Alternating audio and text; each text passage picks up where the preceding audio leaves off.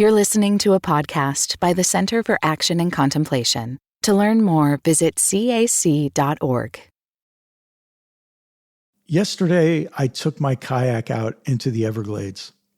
I paddled across a lake, through a series of mangrove tunnels, and then out into a remote lagoon where I fished for a while and then just sat.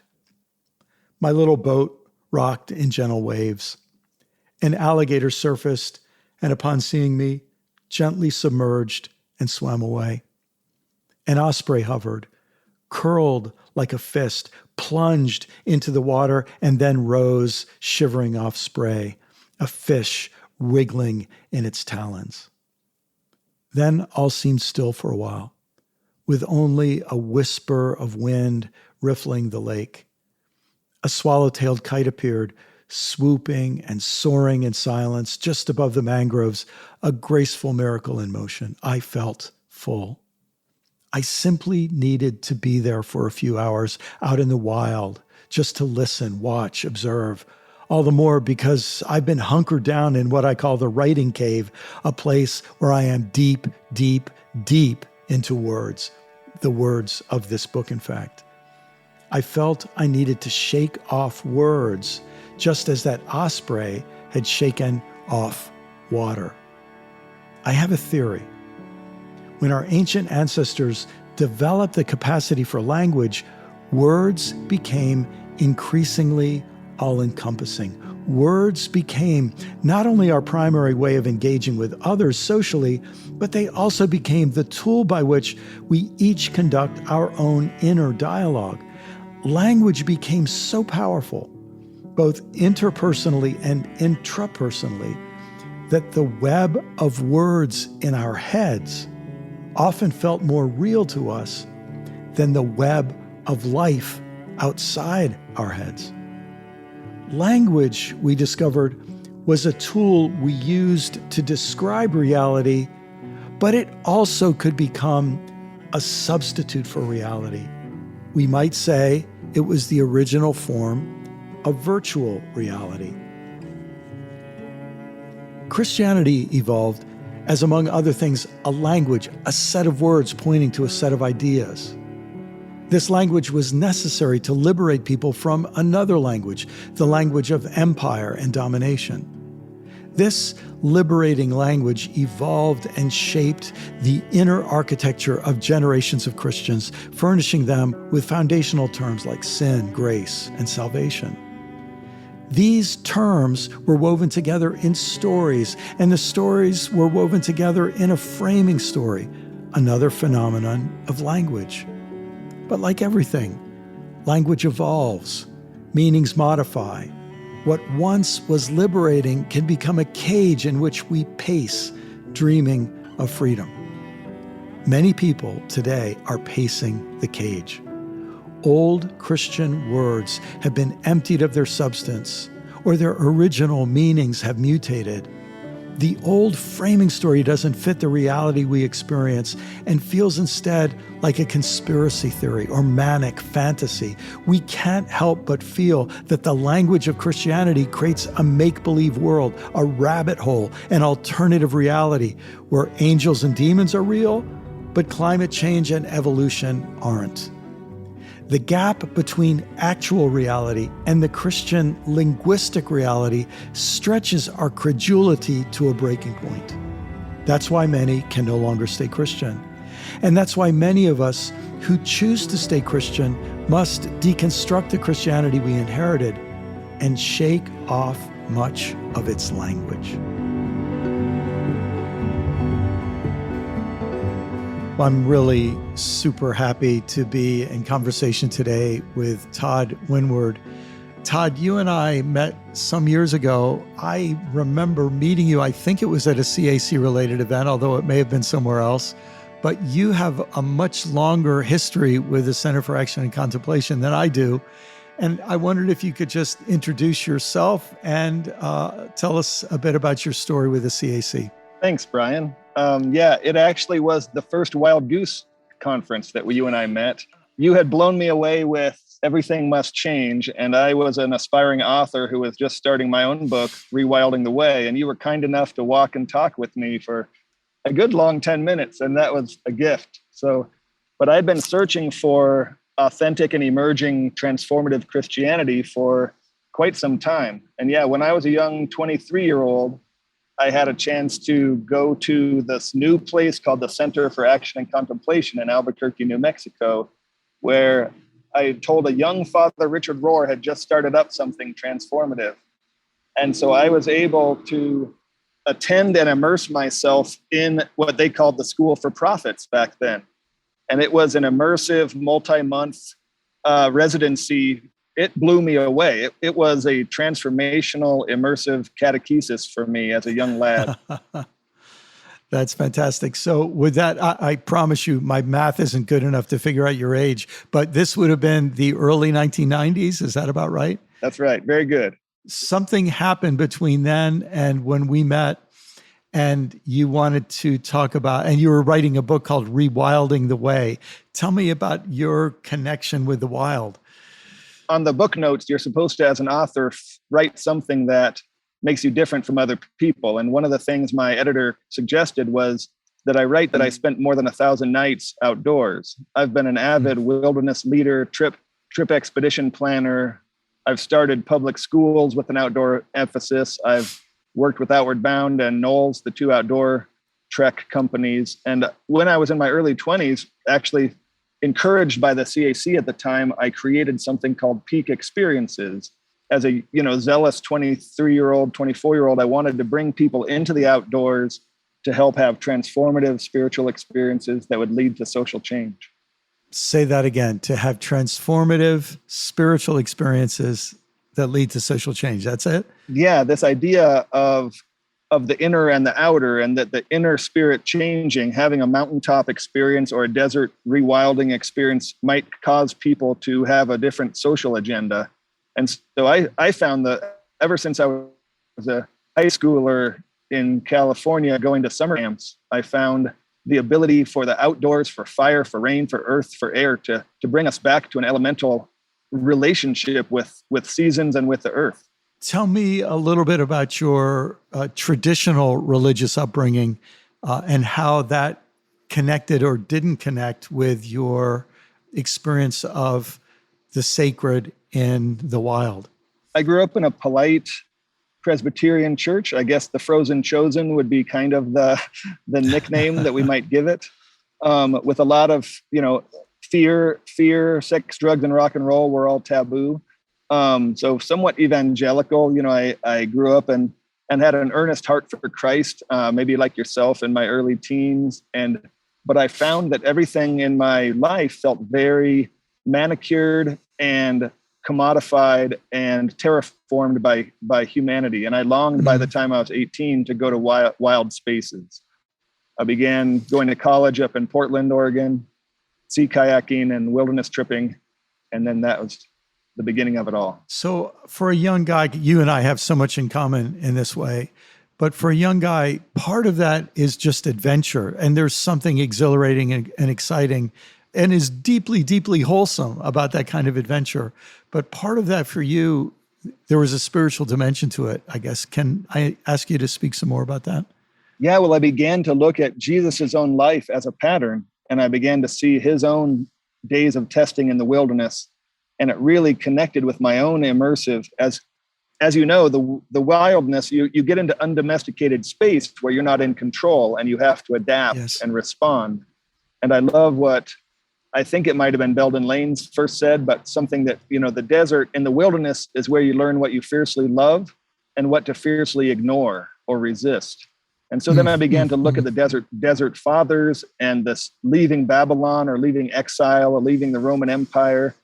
And as you know, I come from a Mennonite tradition now, which does view Constantine and the going, Christianity coming complicitly in bed with the Roman Empire as the fatal apostasy or the defection from the Christ path. And so seeing the Thomas Merton and the other monks advocating to go to the desert, that's where we find spiritual strength and clarity, I think, in order to speak back to empire or to conventional Yes. ways of thinking. You know, as two guys who grew up going to church and were exposed to a lot of Bible, when you say that, it makes me think how the word wilderness and desert, when I grew up, whether it was Moses leading the people through the wilderness, through the desert toward the promised land, it's so interesting. The associations I had with that were 100% negative.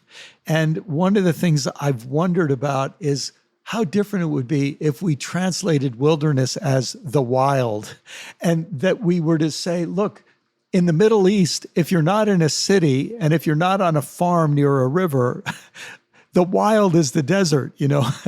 And maybe those purely negative associations with wilderness were part of our own bias being projected on those biblical texts. I don't know, does that ring true with your experience? It does, but I think that piece of adventure or fascination, I didn't feel those things to avoid, but more like these are the spaces where taboos break and where transformation happens. And reading about Jacob wrestling, you know, and getting a sacred wound, those were like deep mythology things that even as a young, earnest evangelical type, I didn't know what to do with that. I didn't know the mystery of the wild and to know that you're going to come back changed. I guess that's the piece that I always read about in the Bible. And it really blew me away when I suddenly recognized that Jesus, only after going to the Jordan and then going into the wilderness, did he come back to do his public ministry, that his clarity, there's that clarity in the desert. And that's, I guess, the piece that fairly early on, I stopped demonizing the desert and seeing it as a place of transformation. But that's only like buyer beware, like you're going to get changed. And that might be why a lot of us conventional Christians don't like that. You used that word manicured before, and you think about the experience of a kind of manicured religion where everything is neat and clean and straight lines and decently and in order and maximum comfort, minimum, so that if someone changes the slightest thing in the liturgy, people are up in arms as if a tornado had ripped through their spiritual life. And then you think part of the experience of being in the wild is danger and is humility. Just a few days ago, I was out in the Rocky Mountains. I had a speaking engagement there, and I stayed over 2 days to do some fly fishing. I was out alone on a river, and I was aware I could make one false step on a slippery rock in the water, and I could be in a lot of trouble. And so there is this sense of heightened, like it matters whether I plant my foot correctly here or whether I'm sloppy and careless, you know? It ups the ante, doesn't it, for life in intense ways? It does. And it sort of brings things to the basic elements of real stress rather than our false stress that we set upon ourselves, you know? And I often bring youth, 10th graders to the wilderness, and I would talk to them about the stresses they felt at school versus the stresses out here, which really could kill you. And yet setting up your tent properly gives you you pay more attention to that once you realize, I love the thinking of being able to spend the night out allows you to be a bit less fearful about loss and empire. It's flexing your muscle of liberation when one spends the night on their own terms in the wild. I know how to survive. I'm not dependent on electricity and TikTok and running water. And then comes those experiences that actually feel theological, even though it's not like you're hiking in the mountains and you see a cliff and on the cliff face a Bible verse is written. It's more the experience of awe or fragility. You realize, gosh, if I turn my ankle out here, I'm very fragile. It's the feeling of how great the stars are, the awareness that there are other creatures, some for whom I am a predator and some for whom I could be prey, and the sense that it's not all about me. I mean, there's so much that happens in those wilderness experiences that shake us out of, I'm just thinking of junior high or high school students who are, so much of what's going on in them necessarily because of their development is about their place in the pecking order, their social status, how many likes they just got for what they posted on Instagram or whatever. And there's something that you come in contact with yourself in a way when you're outdoors hiking, or especially when you're alone. And then something of a spiritual dimension experience. Look, I think there are some people who are going to be listening and they've never had an experience like that. And I wonder if you could just talk about what it's been like for you. I love what you said. And there's a decentering and a recentering, right? That can happen, or a dislocation and a relocation. And the notion of being situated in history, situated in a watershed, there's a humility as well as the grandiosity that both happens. And the small self, in my mind, gets more and more erased. The chance of connecting in communion and true communion and seasonality, it's a detox from so many toxic parts of theology, and also a detox from so many toxic parts of our society. I guess I just was thinking about those people you said who've never experienced that. I wanted to bring back just something I loved about your book, Brian. I think it was chapter 8, about Christianity as a failed tool for transformation. That's tying back to my initial thirst to come to the CAC 30 years ago. They had a school for prophets that rocked my world. And that was I would call that a curated catechism or a curated training. Yes.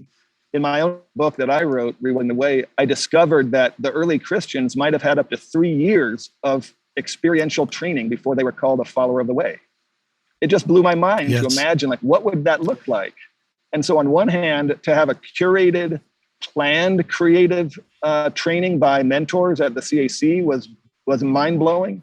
Then the other was the raw experience of the wilderness, and that encounter that left me changed and allowed me to come back to dominant consciousness in a different way. And then thirdly, having communities of practice, of advanced practitioners around me. So those were like 3 different journeys I've taken. Southside Church in the early 90s also was the hub of sanctuary liberation.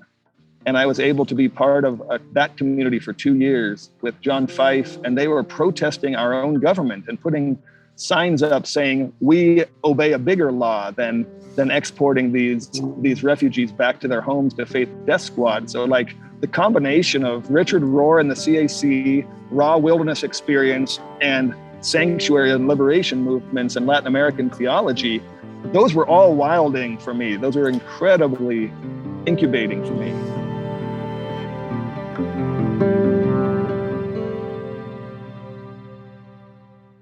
What does it mean to embody salt and light? In 2025, Richard Rohr's daily meditations turn to Jesus' timeless metaphor for reflecting love into the world. Amid this season of uncertainty, join us in living with trust, being salt and light. For 18 years, the daily meditations have inspired thousands of readers like you. Subscribe today at cac.org/saltlight 2025. That's cac.org/SALTLIGHT 2025. There's a sense when we enter the wild, we're stepping out of the confines of normal and taboos and rules of normal social life. When we engage in protest, we're going wild too. We're challenging some of those standard, unquestioned realities. Hey, I just want to make a couple connections. First, that School for Prophets in some ways was the inspiration for what later evolved as the Living School, in which you have been a student participant.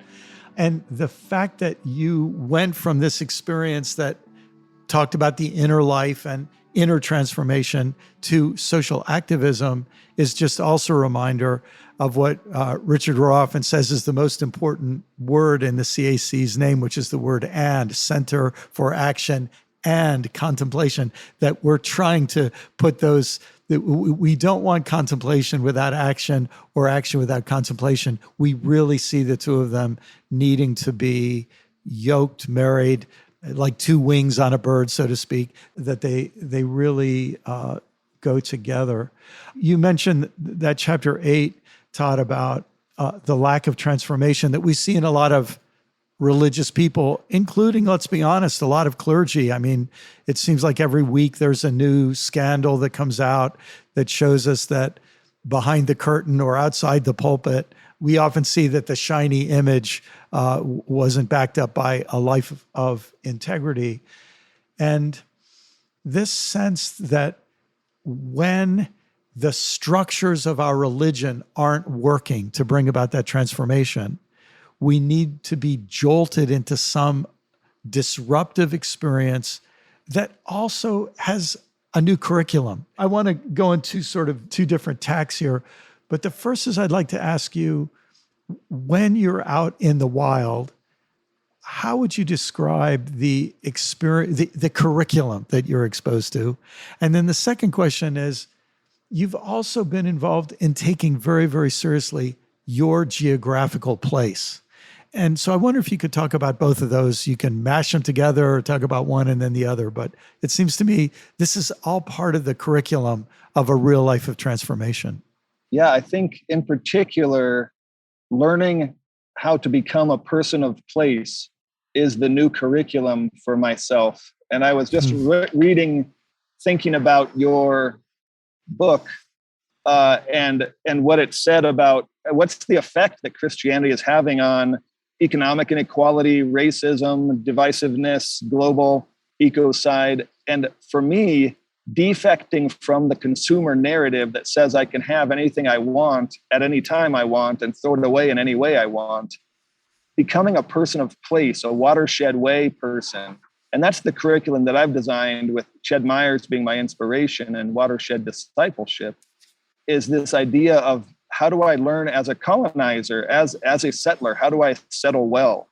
And so the curriculum for me is learning how to humble my taste buds, to learn how to change and eat the things that are here and available in season, to change my pocketbook and my schedule, to do the things that are right when the time is telling me it's right. So I've become a little less about adventure and extremes in the wilderness and much more about living with nature as one of many citizens of my watershed.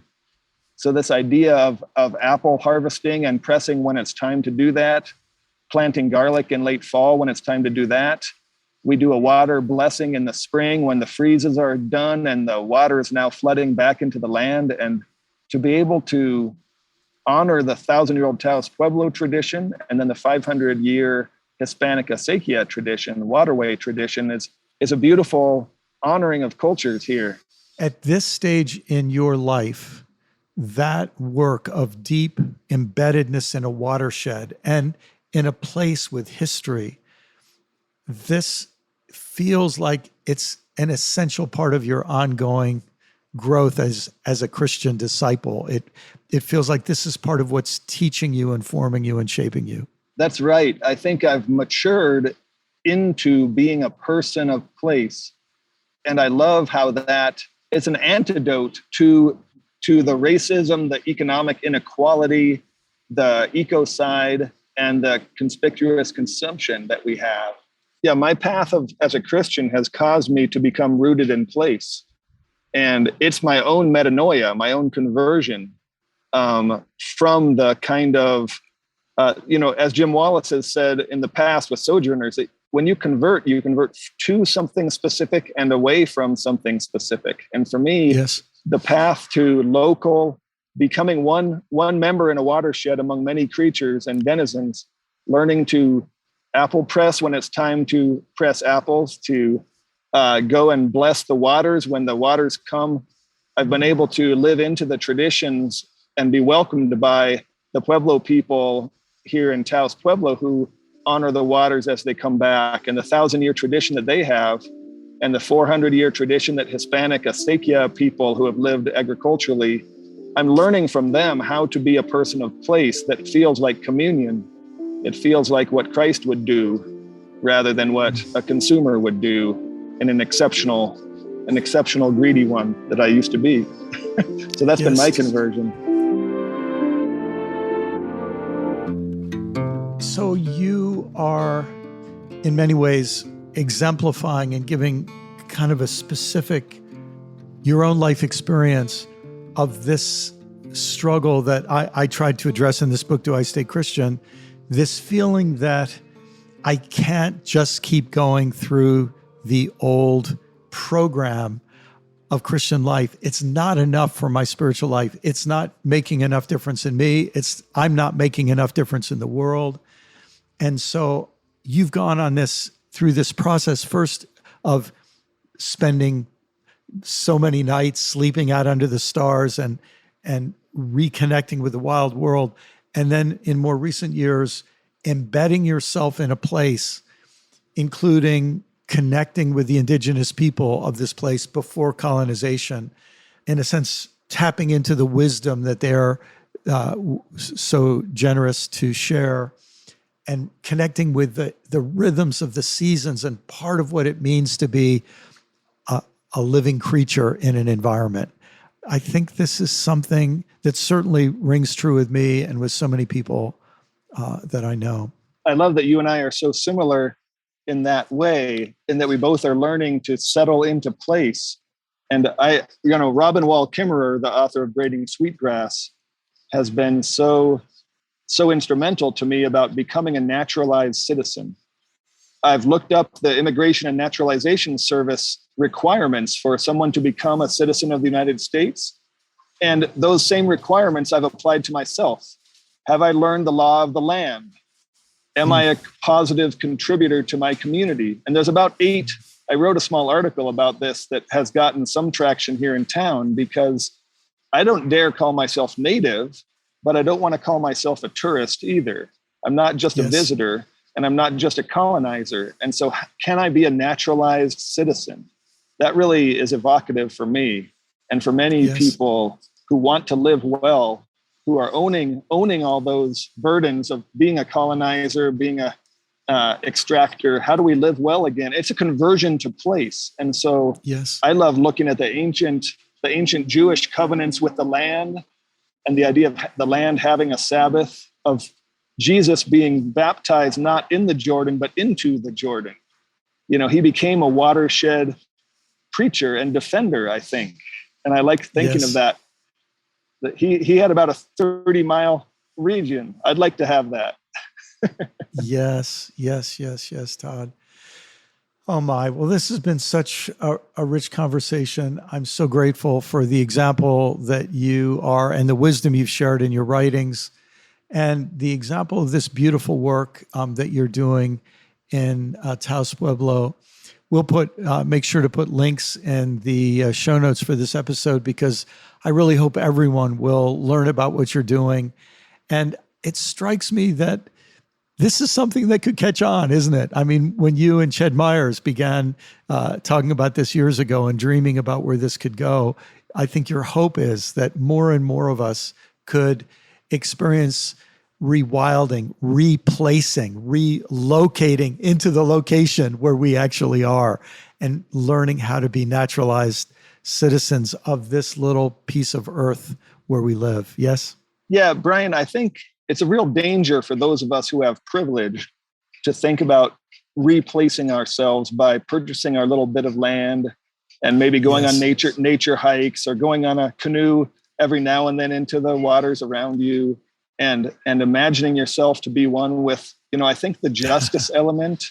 And I guess what I'm loving about what I see in your work, where you're both a theologian and a strategist and an activist, and what the Center for Action and Contemplation is reinventing a little bit itself as what does it mean to be a school for prophets again. And I think what you said about the threefold almost of the initial raw wilderness experience, the curated training, and thirdly, becoming a body of a transformed community. Those are like 3 steps that we can take to really sink into place and become that leaven in the loaf that Jesus originally was scheming. Beautiful, beautiful. Well, I think it wouldn't be appropriate for us to end without saying we wake up every day with this awareness that the way human beings have been living with the earth, really for 10,000 years, but really the problems have intensified in the last couple centuries as human beings in their number and in their extraction from the earth, we know we're living in an unsustainable way. We know our way of life has to change. And we believe that part of this change is a deeply spiritual transformation that has to do with changing the way we see, changing the way we spend, changing the way we earn, changing the way we relate, changing the way we travel. In some ways, this process that we're inviting people into is not just about personal fulfillment. It really is about the future of the human species on this beautiful planet. And I think you and I both share this sense that this isn't just for personal enrichment. There are very serious planetary issues at stake right now. Anything you'd like to say about that before we close? I think it's so important to not feel despairing, to not browbeat ourselves and say how terrible we are.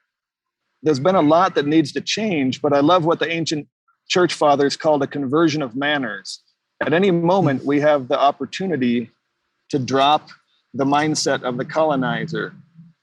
That's what Robin Wall Kimmerer said, and it strikes to my heart. At any moment, we have the opportunity to drop the mindset of the colonizer. And it again allows to know that the earth is inviting us. The native people are inviting us to live in a simpler way, connected with all things. And so there's a rejoicing and an invitation that's always there for us. Oh, that's so beautiful. I should add that you and I are having this conversation. You're outdoors, finding a signal where we could have this conversation. I think I just heard a crow or a magpie back in the background there, and and we've heard some traffic going by. But that's just a reminder of what we're really talking about in this episode. Todd, thank you so much. It's been a pleasure to be in this conversation with you. Oh, such a joy. Thank you for the path we're walking together. I think I'd like to close with what Wendell Berry has done with Jesus's words and said, do unto those downstreams as you would have those upstream do unto you. And that just feels like a simple way of moving forward one step at a time. Amen. Amen. Thank you. I'd like to leave you with this short reflection from part 3 of Do I Stay Christian? In the wild, under the sun, in the weather, with our bare feet on soil and rock, we can begin to break through to feel the truth. We are not independent ghost and machine or spirit and meat monads. We are interdependent events that happen here, on and in and with and as part of the earth, which is part of larger solar, galactic, and cosmic systems. Every breath tells us that we are porous. Every meal and every trip to the bathroom tell us the same thing. What was in air and soil was captured in a zesty mango that I ate and that became part of me. Both the mango and I depend on nuclear reactions within the sun to keep us alive. Sun, space, earth, soil, air, wind, rain. We are all part of one great wild web that does not depend on our language to keep functioning. That is why I took my kayak into the Everglades yesterday. That is why I sat in wordless wonder as the swallow-tailed kite banked, dove, and hovered over the mangroves. I, who love words and make my living by them, need to soar above words, especially my own, in the wild.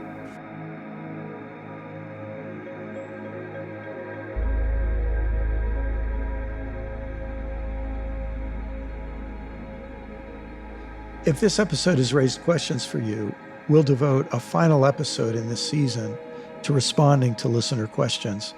You'll find information in the show notes and how to leave a recorded or written question, and I look forward to responding. Thanks to the Center for Action and Contemplation for all of your support for this podcast. Thanks especially to our wonderful producer, Corey Wayne, and all of his artistry and support. And a special thanks to each of you for listening, for your attention, for your care, for your interest in learning how to see. And if you found this series helpful, I hope you'll share it with someone you know and love.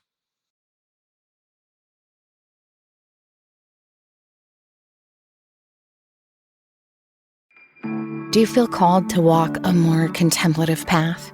The Center for Action and Contemplation is an educational nonprofit supporting the journey of inner transformation. Our programs and resources will help grow your consciousness, deepen your prayer practice, and strengthen your compassionate engagement with the world. Learn more about our resources, such as publications, podcasts, email series, and events at www.cac.org.